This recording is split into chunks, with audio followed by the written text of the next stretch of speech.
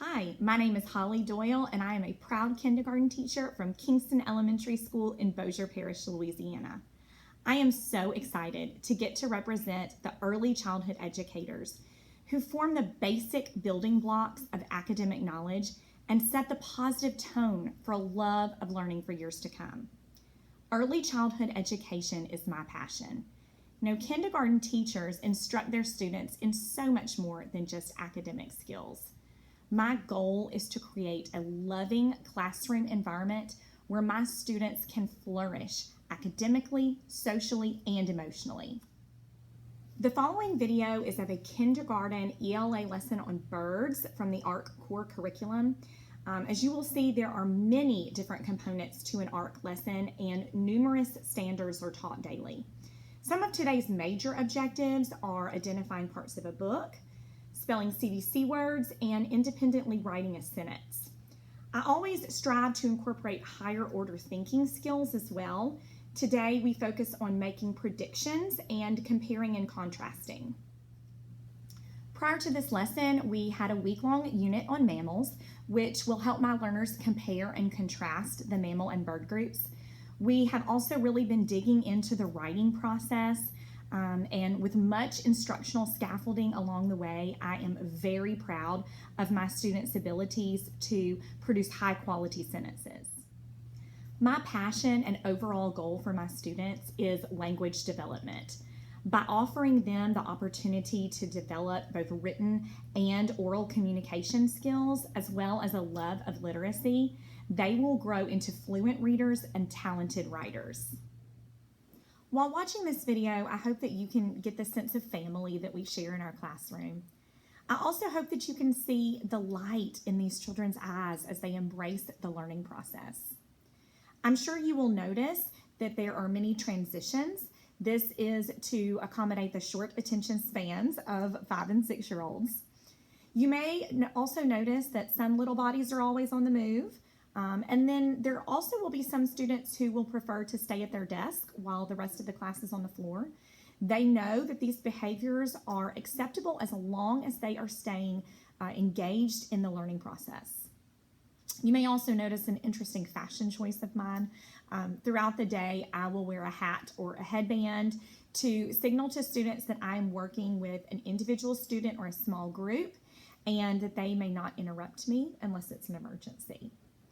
Most of all, though, I hope that you see the fun of exploration and discovery. So without further ado, enjoy a peek into our day. Okay, girls, we're going to work on your power goal today. And your power goal is to learn 25 words so that you can make it to 1G and read the green books. Okay? Oh, what's it going to be? What's it going to be? What's it going to be? You. Okay. You are my friend. Oh, I like that. Go for it, girl. Go, girl. I'm ice cream. Because it's so delicious. And you just made a regular sentence into a what? Sentence. Good job. Okay, we're going to get our brains and our bodies ready with our letter sounds.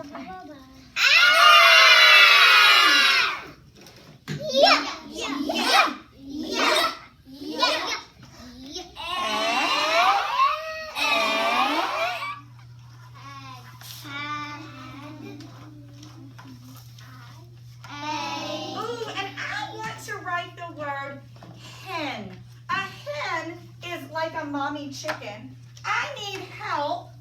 Oh, let's see. What does this mean? What does this mean, Roman? There's a consonant and a vowel. And? Another consonant. Fantastic. That's CVC. It's called a CVC word. Good, Jalen. Sit down, please. I want you to write on your board and show me the word pen. Let's sound it out. Ready? Again. I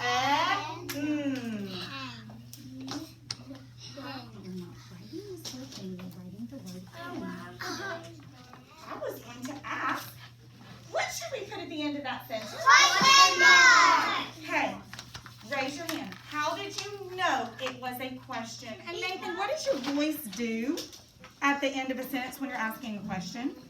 Wait, is my hand wiggle?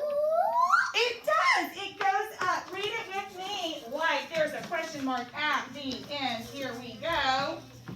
Is my hand wiggle? I have a good story for you today. This story is called Stella Luna. Hardback book, and it has a cover. no, what? A cover. A jacket. A book jacket. Nathan, why do we have a book jacket? To keep it warm. Nathan, So it doesn't get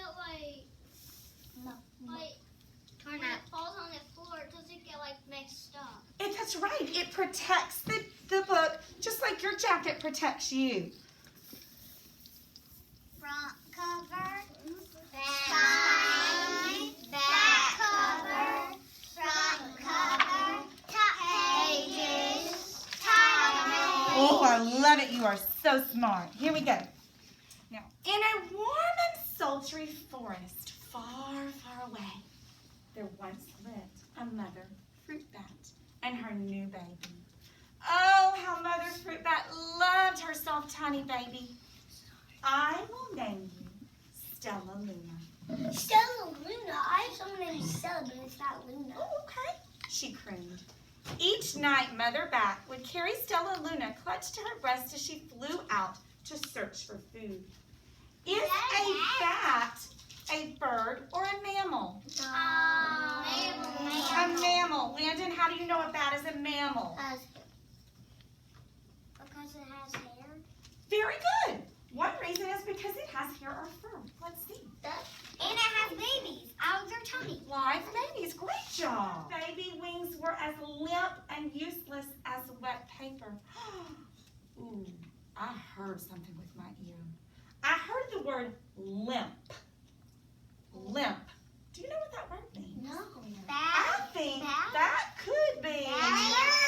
Oh, hold on. Is it a big kid word? I think so, Graham. Let's put it on our chart. All right. The word is limp, and I think you could probably sound it out for me. Jalen, ready?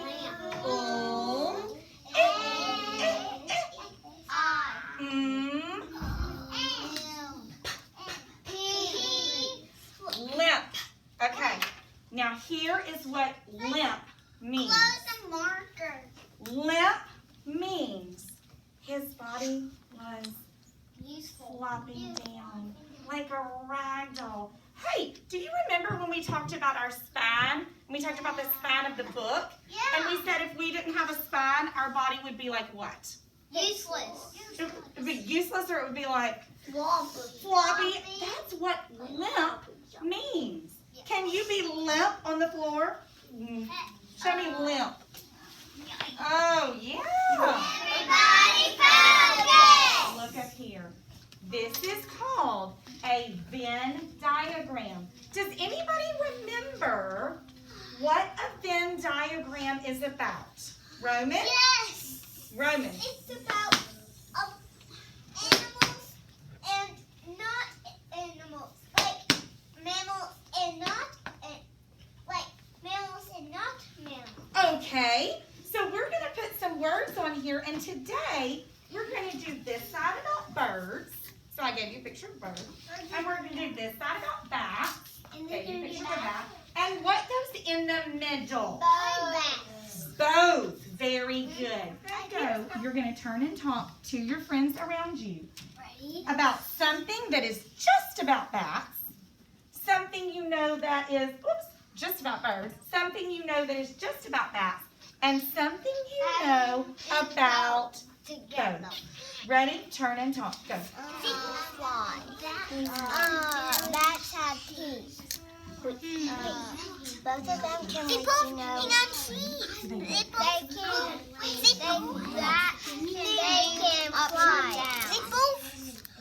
fly. They both go in the morning. Well, and they go and read at nighttime. Babies can they both need water. No, they both need water. Here we go. I heard some great things that you were saying. I heard you using the words the bird has or the bird can. And then I heard one of my favorite words for the middle part. They both Have very good. No, me. So let's put some things on our let's put some things on our chart. And I'm looking for friends who are crisscross applesauce. Okay? They want me. Birds. Something that's only about birds. Raise your hand. Julie Kay. About bird, fly and then have eggs. Okay? They have eggs. Now, Julia Kate says they can fly. Would I put fly here? No, why not, Beckham? Because they can both fly. So where would I put fly? Middle. Fantastic. That's what I was Beckham is a listener. Let's cheer for Beckham. Ready? Way to go, Beckham. Way to go. Way to go, Beckham. Way to go. Very good, because we've all...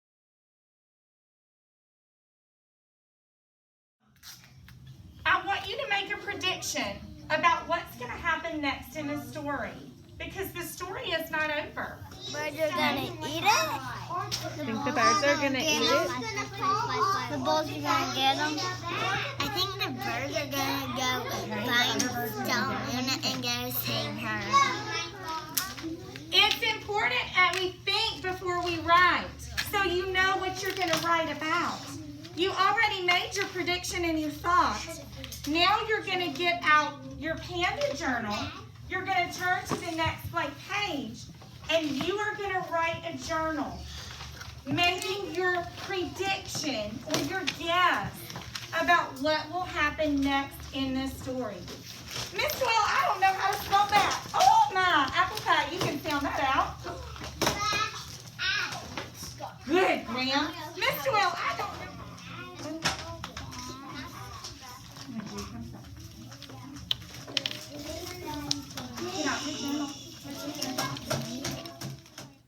In the afternoon after this lesson, we had our small group learning center time, which extends the literacy activities in a cross-curricular environment.